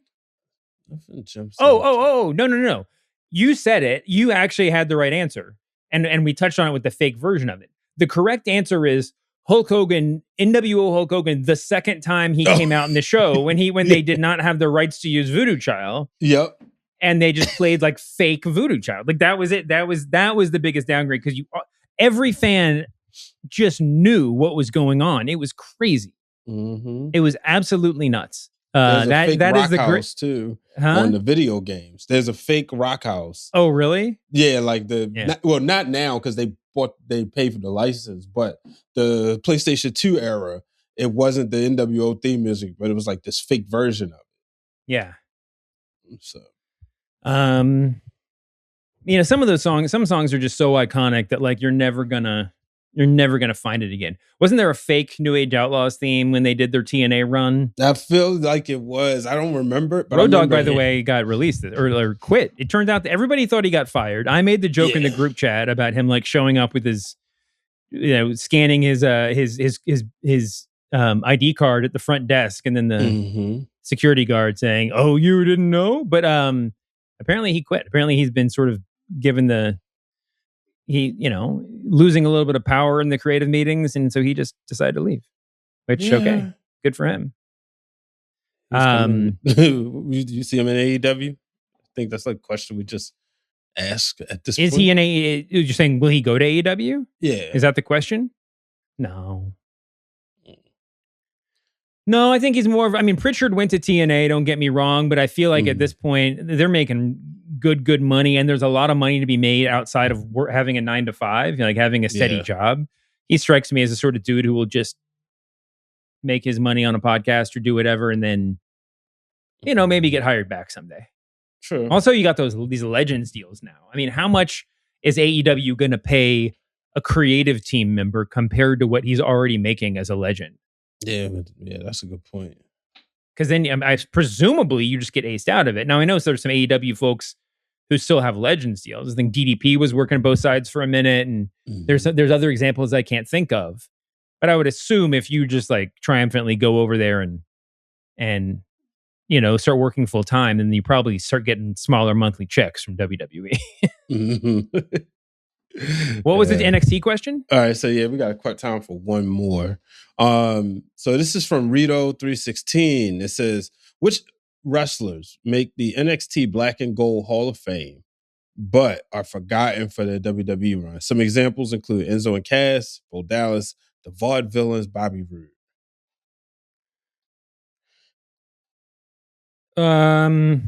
Bobby Roode is hugely popular in my household. Same. I was just talking about another day. I mean, I think there's a little bit of like, did they deserve better? Yeah, that's probably more along the question. Like, I think it's a little, as much as I love Bo Dallas, I think it's hard to imagine that gimmick really deserved better. Was that Black and Gold era? Is that officially Black and Gold? Well, it was the very beginning. So it was the very beginning. Okay, yeah, sure. I mean, I'm not objecting to it. I just whatever. I mean, there's deserved better, and there's like it just didn't translate to such an epic degree. Undisputed Era was like the best thing in pro wrestling, and that just never happened. Dakota Kai just wrestled her first match post-injury. She was one of my favorites back then, and it's great to see her back, but she's not the answer to this question. I mean, it's hard to answer because there's so many eventualities. Like Adam Cole and Keith Lee both have like asterisks next to them. I'm assuming we don't really want them as the answer to this question. Right. I'm trying to, honestly, I'm sitting here trying to talk myself out of Enzo and Cass. Because they're not because I don't want them to win. I'm trying to think if there's somebody more bigger than them. There was nobody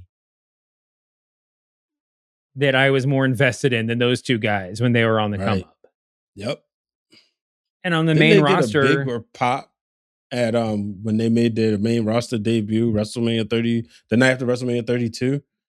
Yeah. Oh yeah. It was absolutely insane.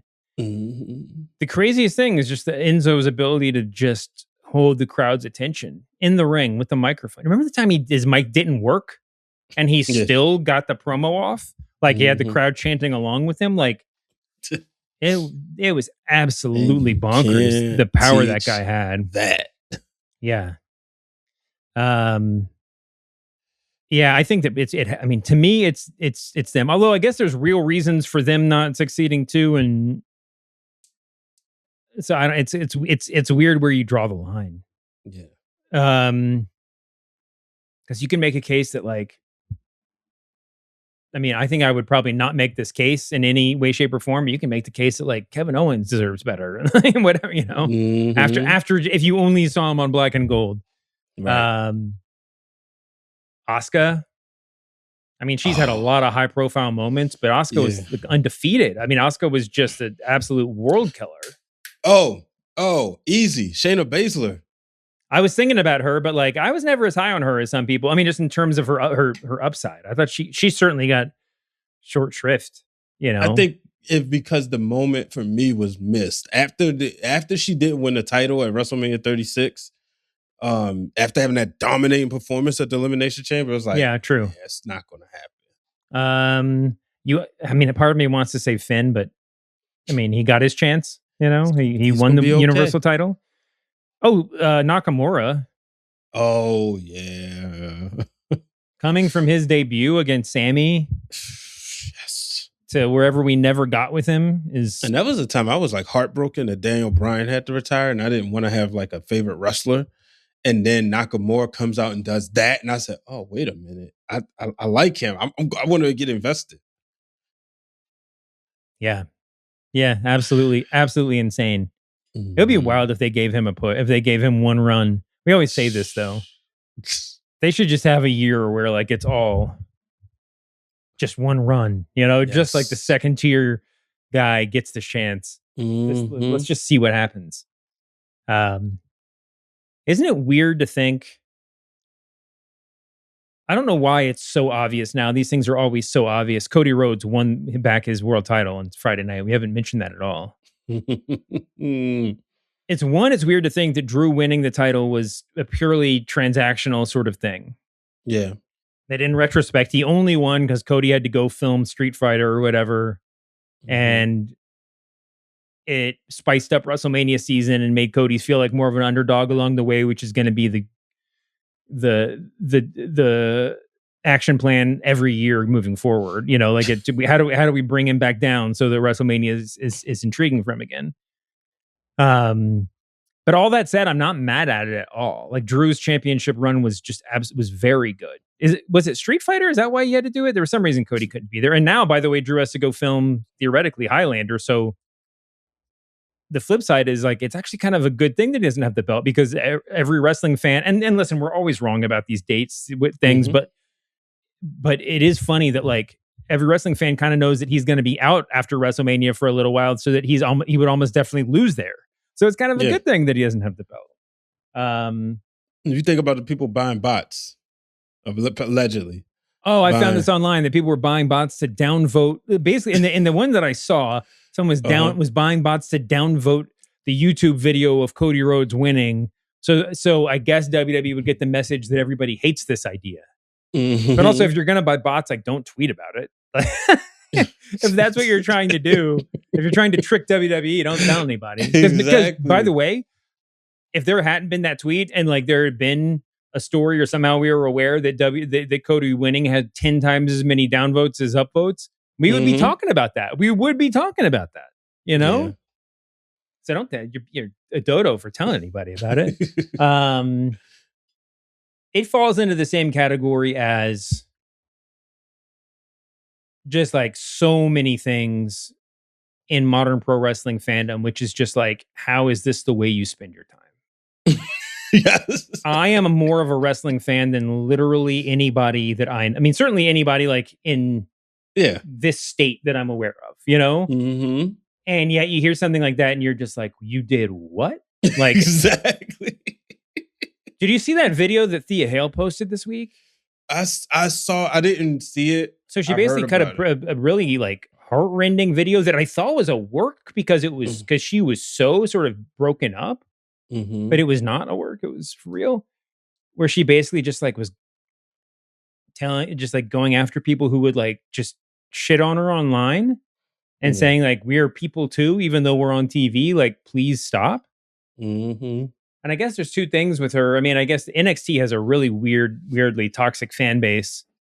But for her, I guess the focal points are one, that sort of botch finish in the Monroe match, where she won the North American title by accident. Right. Which is just like, like WWE like had a million options there. Like they went with it. And they, even if they didn't, even if this was like live in front of 100,000 people, like, there's a lot of other people, Ryan Monroe, the referee, the bookers who could have run out and done something to restart the match. Like, there's a million other people who are more culpable than her, who's 20 years old, and still, I mean, she's a huge talent, but like still learning. Yep. It's so dumb to be mad at her. That goes without saying. I probably shouldn't have spent that much time on it. There's also a weird parasocial thing, as I understand, where she's like dating somebody that Elena Black used to date, and there's a lot of just like the real nutsos online who are still running their Elena Black fan accounts from her NXT days. And there's I don't even know if this is true. Did not fact check it, but like totally seems believable. So yeah, stay the fuck off. Like, why would you spend 1 second shitting on somebody on the internet? Why would you talk? Exactly. People do that to us, like whatever. When I spent more time reading my mentions, like there was always somebody in there who was like coming after me. And it's the same story you hear all the time where I go back and I'm like, yo, man, like I'll correct the error in my piece that you pointed out. I appreciate it, but why are you being such a dick? And they would always be like, dude, I listen to you every week. I just like, I wanted to get a reaction. I'm just like, come the fuck on. Like, this is how you spend your time. Like, there's so many better things to do. There's so many better ways to spend your time. I mean, I've had periods where I did jack shit, where like I literally did nothing for weeks, like the bare minimum of human activity. I've been there. Never did it occur to me to like spend that time. I never felt like I had enough free time to take on a new hobby of parasocially trolling wrestlers online. Exactly. I'm not saying like touch grass, because you know what? For some people in some parts of their life, it's like, you don't have the energy to go do the thing that everybody says you should do. Yes, I should be spending more time in the gym. Me, myself. Of course, if you're in like a depressive place, you should be getting exercise. Not everybody's going to get there. But like, there's better things to do while doing nothing, while doing jack shit. Don't be mean to people online. Why? Like, it's not going to work out for you, man. And there's a lot of people out there in the wrestling sphere that have like become professionally mean. Oh shit, I got to get out of here. But a lot of people have become like professionally mean. And maybe I'm just like reading into it too much, but you can see their lives just suffer. Yeah. You can see the soul like it's sucked out of their fucking body. And it's weird, man. Yeah. That's crazy. Like, I'm not going to give you a lot of advice. I'm not going to give anybody a lot of advice directly, unless you ask for it. But like, I promise you that being mean to somebody online, outside of like reasonable spheres of like politics when literal life and death is involved, being mean online, even being angry online, is an enormous waste of your time. Yep. And you can really hurt people. Right. But Bubba talked about Hana Kimura the other day in one of these instances. It's like, gee, this people, this is real shit, man. Yeah. But like, people doing it probably don't know what they're doing. If you're one of those people, if you know one of those people, just like do literally anything else, man. Like, you're the one person who I'd say, why don't you spend that time on DraftKings? Like do something else bad. It's like switch to methadone. You know what I mean? Like get off the fucking crack. It's like literally anything else would be a better use of your time. Yeah. We got to get out of here. But guess what? Breaking news. We have our executive producer, Ben Cruz, just talked to Swerve Strickland, just interviewed him. And you get to hear that interview right now. So check this out. We've got a very special guest here on the Ringer Wrestling Show. He is a former AEW World Champion, a former AEW World Tag Team Champion throughout his illustrious almost 20-year career. He's won 19 championships across several different promotions. Changed the game along the way. This Sunday at Revolution, he goes one-on-one with someone who I assume is still gasping for air in Brody King. Whose house? Swerve's house. Swerve Strickland, welcome to the Ringer Wrestling Show. How you doing? I'm doing very well. Happy to be on the West Coast. I love being out here. Yeah. Yeah, getting ready for this loop that we got going on, and full steam ahead. Absolutely. I pulled the 19 championship statistic from this website, cagematch.net. And I also saw along that how many matches you've had in your career since 2011. Do you think you could guess how many matches you've had? Not even. I would estimate 700. I'll give you the over/under.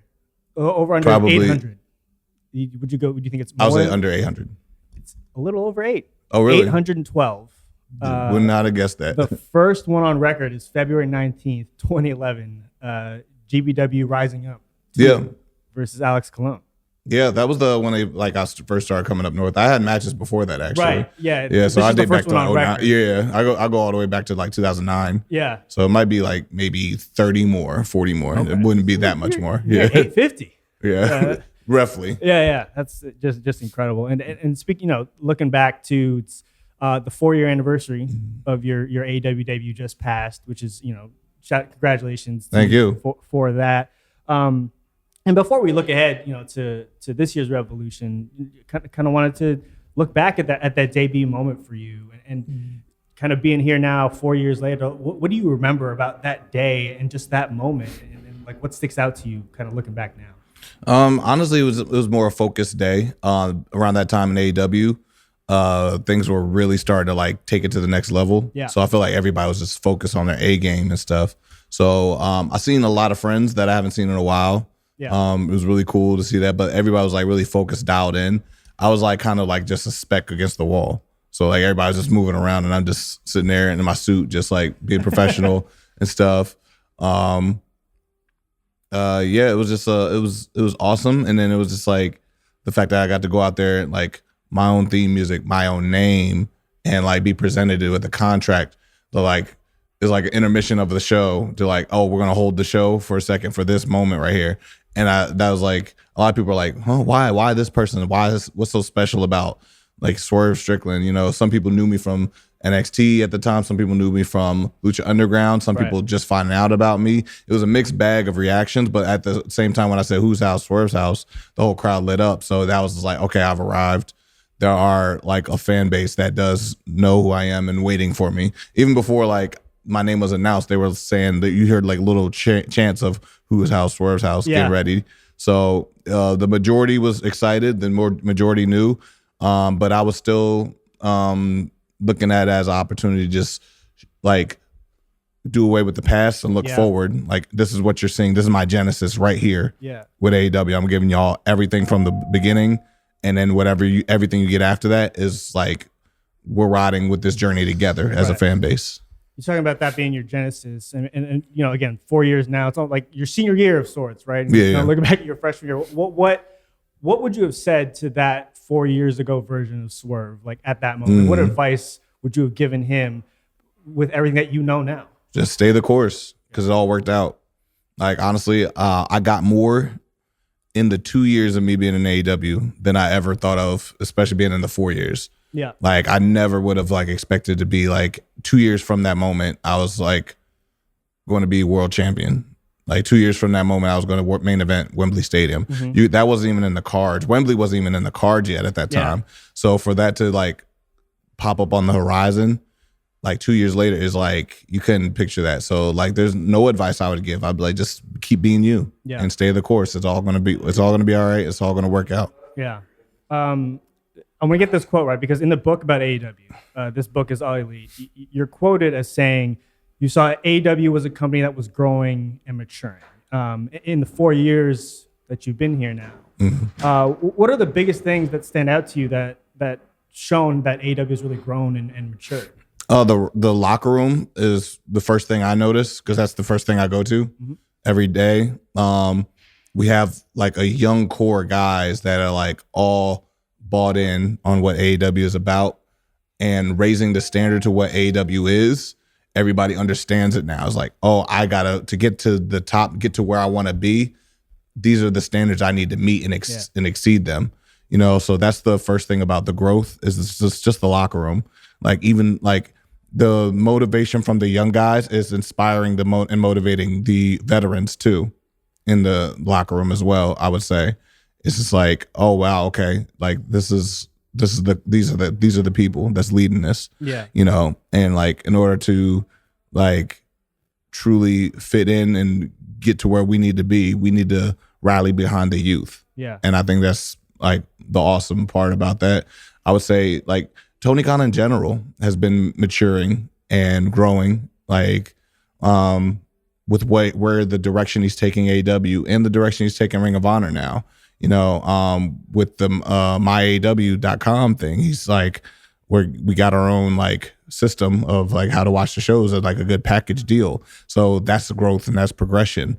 The getting into Globe Life Field, doing 30,000 seats in attendance, in Globe Life for All In Texas, our first stadium show in the US. That's growth. Like, seeing where the women are like being like put up on the shows now. Like seeing Mercedes come in and take it like really take it to the next level as far as the women's wrestling. She had a phenomenal year, not just in AEW, but I feel like in women's wrestling history. Absolutely. You know what I mean? So like I'm seeing that. I'm also seeing like just the partnerships, the DC collabs, the Reebok collabs. Yeah. You know, we're really working, you know, in a lot of different avenues to take AEW to the next level and like truly make it like more of a household name. And it's getting there. It's getting there and it's getting there. And I'm happy to be a part of it.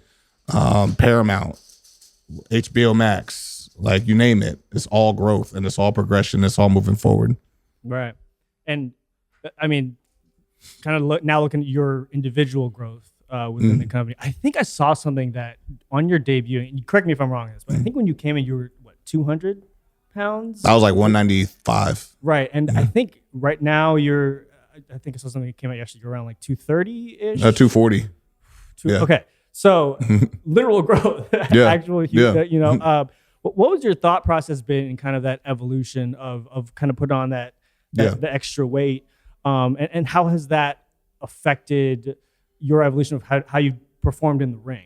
As long as the company is evolving and growing, I want to evolve and grow with it. Yeah. You know, the character of Swerve and who the persona is that you see on screen his story's forever being told in a bunch of different nuanced ways.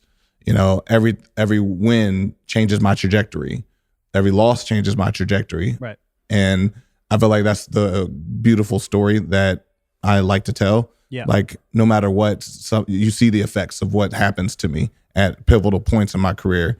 You see the effects of like me going to a casket at Wembley, you know, from Sting. You see the effects of me losing the world title at Wembley. You see the effects of me like getting my brains bashed in at all out in a cage match. You see the effects of me like hurting my knee, you know, with Okada. Then like all these things you see where boom, it pivots and pivots.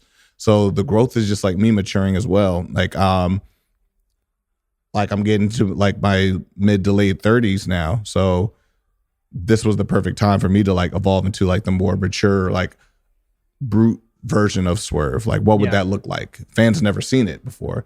And so I'm giving them a different look that like they're still having to watch me in a different light. There's all that like, wow, now we got to see him and adjust to him now this way, in this size, in this movement, in this mentality. You know, all of it's like keeping the fans like tuned into what I'm doing next because they never know, you know. And then like for like maneuvering in the ring, it was an adjustment for sure. It's like it's different type of like pain and adjustment I gotta work with as far as like my joints and my ligaments and things coming off of a knee surgery as well, you know. So even the recovery process for you, like even after match, is just very different. Oh yeah. Like I take it a lot better now. So I'm not necessarily lingering with injuries longer anymore. But definitely like maneuvering in the ring, it was an adjustment period of like, what do I need to exert more energy on and what I don't need to? Right. You know? Yeah. I mean, those small nuanced things that you're talking about there is just like, to me, it just speaks like, you know, you're chasing greatness like constantly. Like it's the evolution of it. And it's funny too, because a few weeks ago, our mutual friend Kaz, he said this on the Masked Man show with Dave, because I got into a conversation about you, and Shoemaker posed the question to Kaz. He said, in real life, would Swerve come off more as a heel or a baby face? That was the question that asked Kaz. And Kaz said, without breaking a sweat, that you would come off of more of a heel for one simple reason. That like him, like Kaz, you have asshole tendencies. And he meant this in the most nice complimentary way. Right. In that you're not a mean person, but in your pursuit of greatness, you have to believe that you are better than everybody. Yeah. That just kind of comes with the territory. How, I guess, is Kaz right in that assessment of you? Yeah. And as far as the persona, for sure, I would say, because like it's almost like Walter White and Heisenberg. Yeah. Like his goal was like at first it started off to just take care of his family, but then like meeting the obstacles and the people that he ran into in order to pursue that, it was altering him. Yeah. Like, oh, I have to become this in order to get my respect. But it turned out to, like, later on, it stopped being about just taking care of his family. Right. When he was gone, it was more internal and ego driven. He was more just filling his ego because he made the money now. They were set, but he's like, it was more his name. Yes. At the end of the show, he just wanted his name to mean something more than just a high school teacher teaching chemistry. He wanted his name to not just be respected. Then it grew into like he wanted his name to be feared. Right. And he got both in a way, but it cost him everything. So that's where the Swerve character is really like at. Like, first, I just want to be successful. I just want to make a name for myself in AEW. But now it's like I'm running into like horrible characters that I'm clashing with, and I'm seeing how difficult it is to climb to the top and get to the championship. Maybe I have to change. Maybe there's corruption in what I'm really pursuing to get to what I want. It's like, maybe is it all cracked up to be? I'm tricking myself in my mind to believe it is. Yeah. It is. It's worth losing friendships. It's worth losing relationships. It's worth like people not liking me. You know, it's like, well, you don't matter anyway because you're in my way. Yeah. You know, I'll move you out of the way to get to what I need to get to because you're only going to hold me back. Right. So I'm leaving people in the past to get to my future. I'm always going to be chasing something, but it's like in reality, it's just like it's impossible to actually ever reach it. Right. It's only me that's like in my head that's thinking that what I'm trying to achieve is real. And honestly, I've probably already achieved it already, but that character like doesn't feel like it's enough. Right. Because as long as he needs, I feel like at this point, that character Swerve needs the respect and the name to grow more than just what the initial goal was that I got into pro wrestling or got into AEW. I love that comparison with Walter White and Heisenberg. It's so apt for this specific situation. You looking ahead to this Sunday, Revolution. You're taking on Brody King, and that segment last week was wild. And I was trying to think, like, when you're having these conversations with Tony about, hey, this is what I want to do.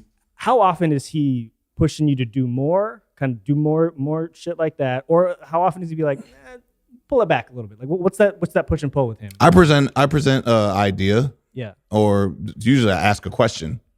I'm like, where do you see the format of things to go on the show? Yeah, and there's times where like there's things moved out of the way for Swerve to appear on the show in a major way, like me and Kenny Omega, and there's times where like, well, now we need to put the world title in that big position, you know, like a Hangman and a MJF. Yeah.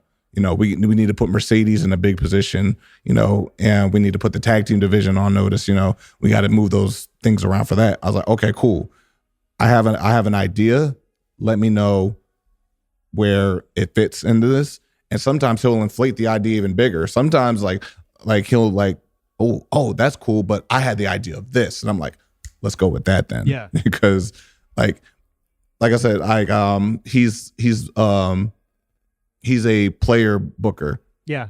You know, like especially like him working for like, you know, owning the Jaguars and like the Fulham team. Yeah. He knows his players. He knows where to put certain people on the field to play their best or like to execute to the best, you know. So he's doing the same thing with the roster in a lot of ways, especially like the top guys, the starter guys. Right. He knows where those guys perform their best.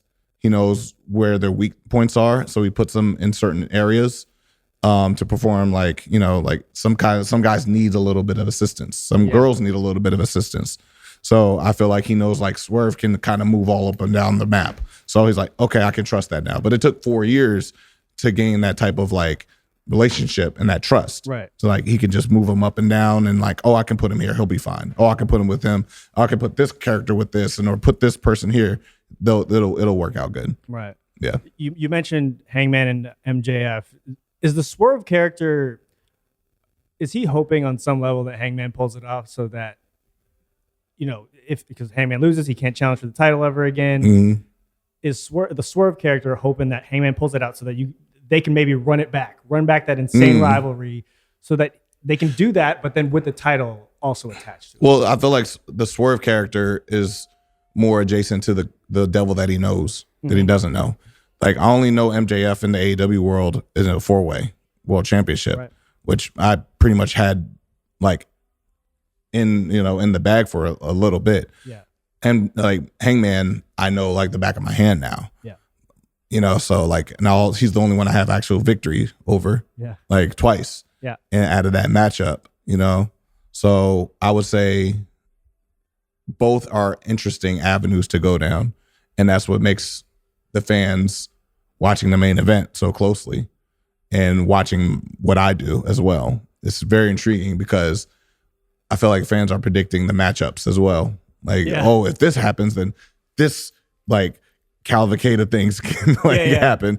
But if this happens, then this like it spirals down and this blocks down, like knocks down this and this affects this. And then, so I think that's the really cool thing. You have all these layers of like people that are like waiting in the wings off of a main event. And that's why it's a main event. You want a main event to feel like that. Yeah. The outcomes of not only just Hangman, but of MJF, and then what follows the after effects of this character winning, this character losing. Right. So, and that's the best part about being like in the main card underneath the main event, like whatever happens, the trajectory of that character going up or left or right or however, Yeah. That's amazing. But before we get out of here, I gotta ask you this about Prince Nana. In this book is all elite. You called his dance, quote, the most viral dance during a wrestling entrance in the modern era. What is it? What is it like coming out to the ring with him? And how often are you close to, if ever, are you close to breaking? I would say never breaking. Yeah. But like at that time, that was like 2022, 2023. Yeah. Like I feel like ever since then, I like Jey Uso really took it over after that. He's rocking right now. But for like, especially as a manager, you don't really see that. No. Yeah. So like I would like. I think it still stands. I would say so. Yeah. But yeah, no, I'm zoned in every time. Yeah. I'm like Neo seeing numbers in the Matrix when I go out to the ring. I know I hear everything, I see everything, like every camera, every light, every fan, every heckler, every like referee, every side person, like announce table, like all of it. I see it all, and I'm like, all my senses are like lit up. Yeah. So Nana, I feel his presence, but he's like a shadow in a sense. He's like the best kind of shadow. Yeah, in a way, that's amazing. Well, Swerve Strickland, thank you so much for coming on the Ring Wrestling Show today. Yes, Good luck this weekend, and we hope to have you back on the show again soon. Absolutely, appreciate it, man. Thank you. Thank you. Thanks to Swerve Strickland. Thanks as always, but doubly so this week to our EP Ben Cruz. Thanks to our producer and co-host Brian H. Waters. Thank you all for listening. Finn Balor's going to be okay. And I think despite the punishment that he took this week, now more than ever, Finn Balor's going to be okay. Boo your mama. We'll see you back here on Thursday, humanoids. Yes, sir.